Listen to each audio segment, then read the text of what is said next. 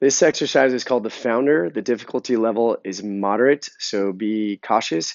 And the best time to do it is not when you wake up, once you've started to get the body moving.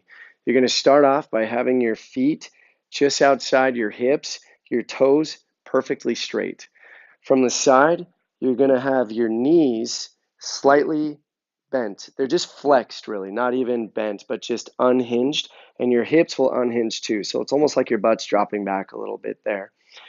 Now, the next couple moves are more about which muscles to properly engage. So the first one we're going to properly engage are our butt muscles. And we're going to squeeze our butt muscles. If you watch as I squeeze, you're going to see my knees pop out like that. That means they're engaged. It's almost like you're twisting into the earth and stabilizing your feet. This will create instant arch in your feet, a very powerful position. The next muscle that we want to engage is our tummy muscles, or our transverse abdominals. And you're going to do this by pulling in. Now, if you're sucking in with your diaphragm or your lungs, you're holding your breath. That's incorrect. You want to pull your tummy in. And then the third muscle you're going to focus on are your adductors, these muscles here. You're going to squeeze your feet together, almost as if I was on ice. My feet would just slip together like this. So I squeeze my butt, I pull my tummy in, and then I engage my adductors by squeezing. And now we're ready to begin the exercise.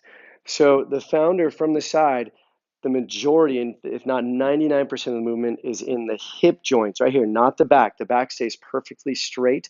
And so what we're going to do is hinge forward, dropping down our chest as our butt falls backwards.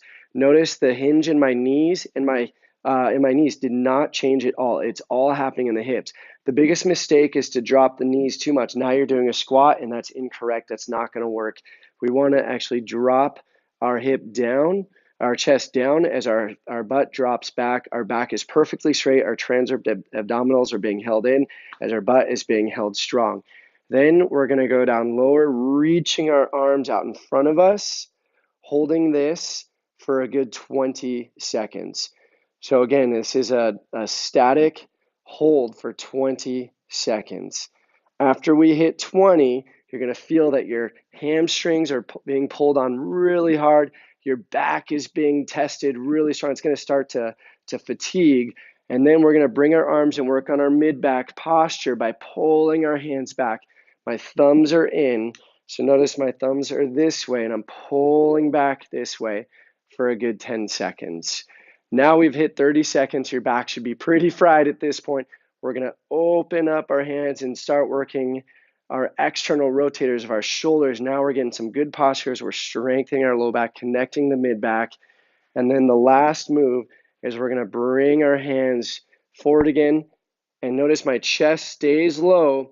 And I'm going to bring my arms up, stabilizing our inferior trapezius muscles, mid-back muscles, really challenging ourselves.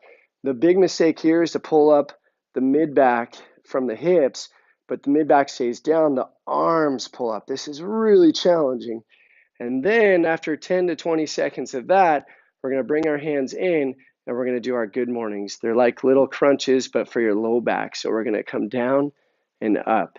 We're going to repeat this 10 to 20 times, just as many as you can do. Don't do 15 if you feel like you're burning out at 10. And then go ahead and stand up. You're all done.